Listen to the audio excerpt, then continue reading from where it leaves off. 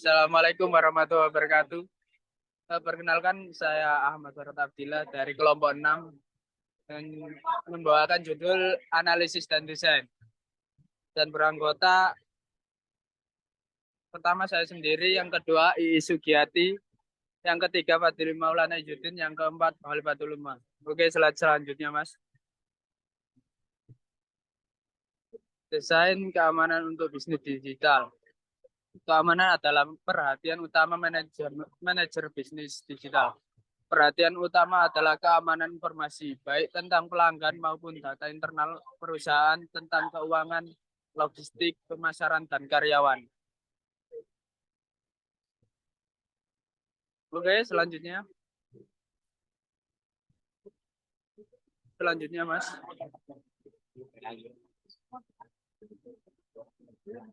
11 langkah untuk membantu perusahaan dari semua ukuran meningkatkan keamanan dalam bisnis. Yang pertama, lindungi jaringan Anda. Yang dimaksud di sini adalah keamanan jaringan. Yang kedua, ajarkan praktik yang baik dalam kurung pendidikan dan kesadaran pengguna.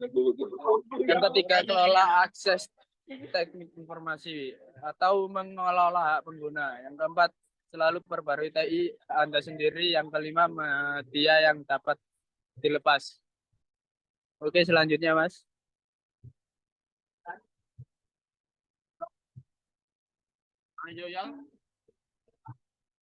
Yang keenam, kerja seluler. 7, gunakan pertahanan anti malware.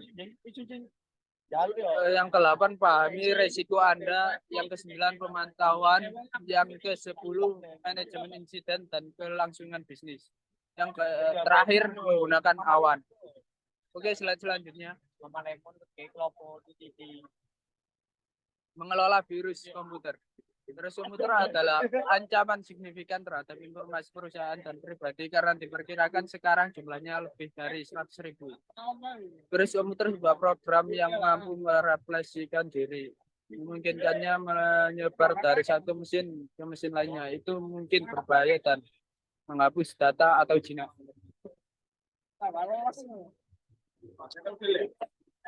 Selanjutnya, jenis virus. Yang pertama, virus sektor bot. Yang kedua, cacing. Yang ketiga, makrovirus. Yang keempat, virus langsung email. Yang kelima, virus trojan. Yang terakhir, virus email tipuan. Oke, selanjutnya akan dipresentasikan oleh teman saya.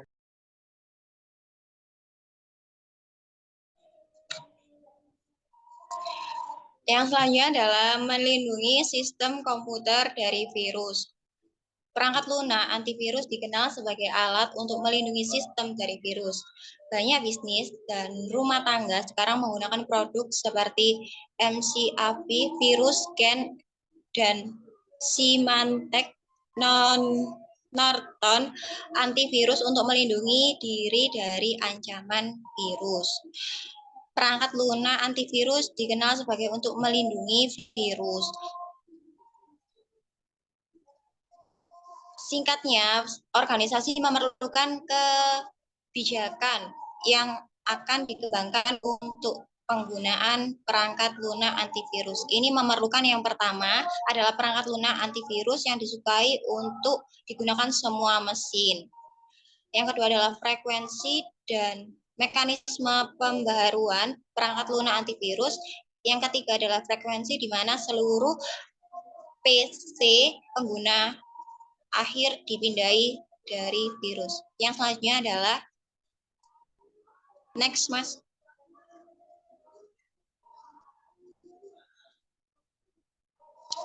Perusahaan juga memerlukan atau memutuskan frekuensi pindahan memori dan file komputer karena pemindaian penuh saat startup bisa memakan waktu lama. Sebagian besar perangkat lunak antivirus sekarang berupaya mengidentifikasi virus saat pertama kali tiba dalam atau pemindaian waktu yang nyata. Selanjutnya, Mas.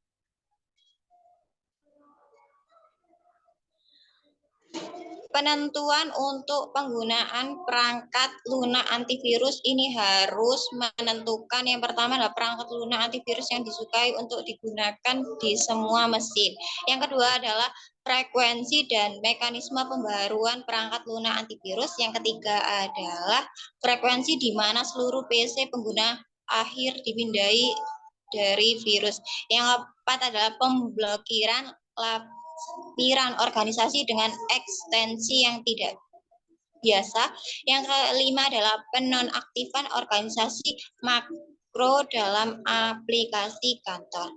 Yang keenam adalah pemindaian dilakukan di server email saat email pertama kali diterima dan sebelum virus dikirim.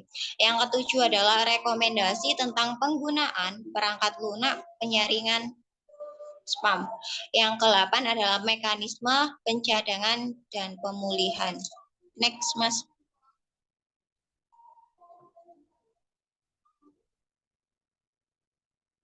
Mengontrol penggunaan layanan informasi.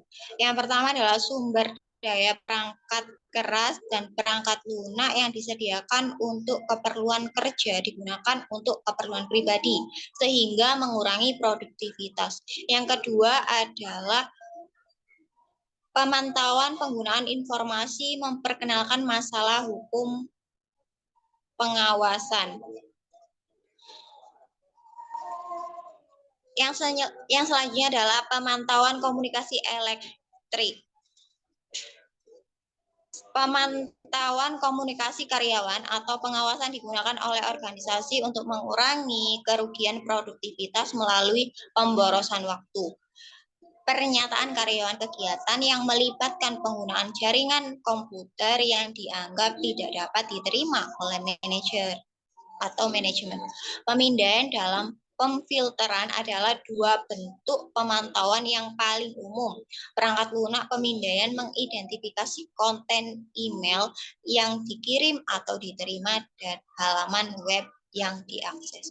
Yang selanjutnya, next, Mas.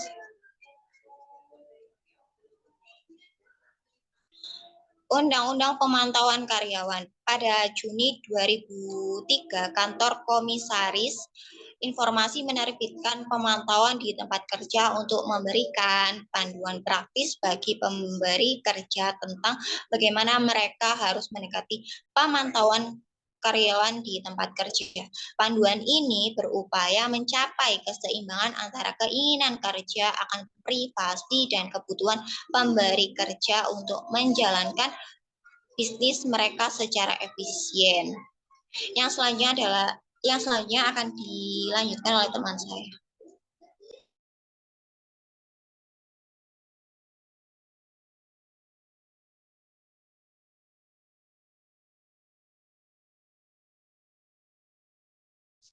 Oke, selanjutnya akan dilanjutkan oleh saya. Manajemen email. Email sekarang menjadi alat komunikasi bisnis yang penting dan juga banyak digunakan untuk pengguna pribadi. Meskipun potensi kehilangan waktu melalui penyalahgunaan email, survei AMA pada tahun 2003 menunjukkan bahwa hanya 34% pemberi kerja yang memiliki kebijakan penyimpanan dan penghapusan email tertulis. Selain itu, ada masalah tanggung jawab hukum tentang apa yang dikatakan karyawan di email mereka yang juga perlu dipertimbangkan. Yang pertama, meminimalkan spam atau email yang tidak diminta. Spam email yang tidak diminta biasanya dikirim secara massal dan tidak ditargetkan. Spammers sering mengandalkan pengiriman jutaan email dari botnet PC yang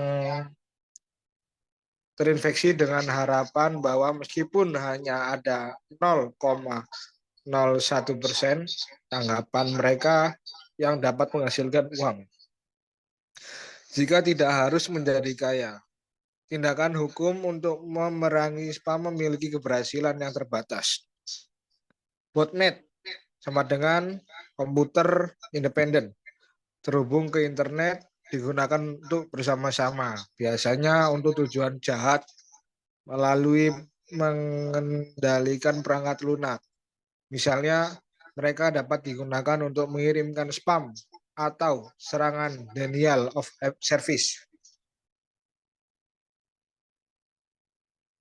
Berbagai macam teknik yang dapat digunakan dalam kombinasi untuk meringani spam meliputi yang pertama, hindari permanen alamat.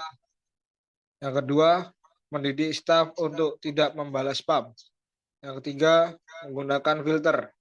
Yang keempat, gunakan layanan pemblokiran peer-to-peer. Yang kelima, gunakan layanan daftar hitam. Yang keenam, gunakan layanan daftar putih. Dan yang ketujuh, pastikan perangkat lunak dan pemblokiran antivirus efektif. Yang kedua, meminimalkan email bisnis internal. Kemudahan dan biaya pengiriman email yang rendah ke daftar distribusi atau penyalinan orang dalam pesan dapat menyebabkan setiap orang dalam organisasi menerima banyak pesan yang dari kolega dalam organisasi. Masalah ini cenderung menjadi lebih buruk di organisasi besar, hanya karena setiap individu memiliki buku alamat kolega yang lebih besar. Yang ketiga, meminimalkan email bisnis eksternal. Orang-orang dalam suatu organisasi dapat menerima banyak email dari pemasok yang sah. Banyak orang yang menggunakan alamat email terpisah dari kontak masuk utama saat ikut serta. Ini berarti bulletin elektronik dapat dibaca di kantor atau di rumah dan juga tersedia saat individu berganti pekerjaan. Dan yang keempat, meminimalkan email pribadi, teman, dan keluarga. Meskipun ada banyak survei tentang volume spam dan jumlah waktu yang dihabiskan untuk memproses email di tempat kerja, hanya ada sedikit data yang dipublikasikan tentang jumlah waktu yang dihabiskan untuk menulis email pribadi. Dan selanjutnya akan di Peretasan. Peretasan mengacu pada proses mendapatkan akses tidak sah ke sistem komputer. Biasanya melalui jaringan, peretasan dapat terjadi dalam berbagai bentuk. Melindungi sistem komputer dari hacker. Untuk mendapatkan akses ke sistem melalui kata sandi, kebijakan dapat dikembangkan untuk mengurangi resiko akses. Salah satu pendekatan sederhananya adalah mengamanatkan bahwa kata sandi baru diperlukan setiap bulan dan mengandung setidaknya satu angka dan campuran huruf besar dan kecil.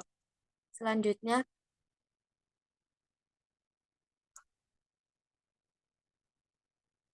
transaksi e-commerce yang aman. Untuk bisnis digital yang menawarkan penjualan online, ada juga resiko keamanan tambahan dari perspektif pelanggan atau pedagang. Yang pertama di sini ada detail transaksi atau kartu kredit dicuri saat transit. Yang kedua, detail kartu kredit pelanggan dicuri dari server pedagang.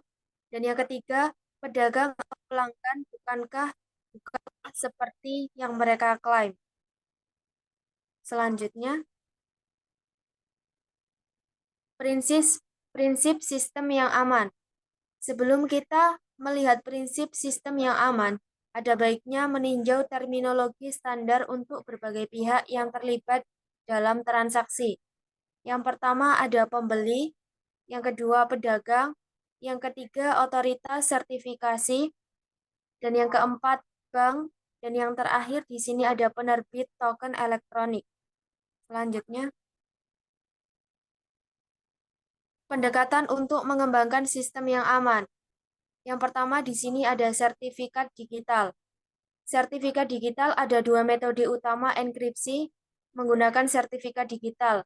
Yang pertama ada enkripsi kunci rahasia atau simetris, dan yang kedua enkripsi kunci publik atau asimetris. Dan yang kedua di dalam pendekatan ini ada tanda tangan digital. Yang ketiga infrastruktur kunci publik dan otoritas sertifikat. Dan yang terakhir jaringan pribadi virtual. Selanjutnya, pendekatan saat ini untuk keamanan e-commerce. Yang pertama ada protokol lapisan soket aman atau SSL. Yang kedua, otoritas sertifikat atau CAS. Di dalam meyakinkan pelanggan. Yang pertama ada penggunaan jaminan pelanggan untuk mengamankan pembelian. Yang kedua, penjelasan yang jelas tentang langkah-langkah keamanan SSL yang digunakan. 3. Menyoroti jarangnya penipuan. Dan yang keempat, penggunaan mekanisme pemesanan alternatif seperti telepon atau fax. Dan yang terakhir, keunggulan informasi untuk menghilangkan rasa takut jaminan adalah salah satu pilihan menu utama. Selanjutnya, baik, terima kasih. Sekian presentasi dari kelompok 6. Kurang lebihnya mohon maaf. Wassalamualaikum warahmatullahi wabarakatuh.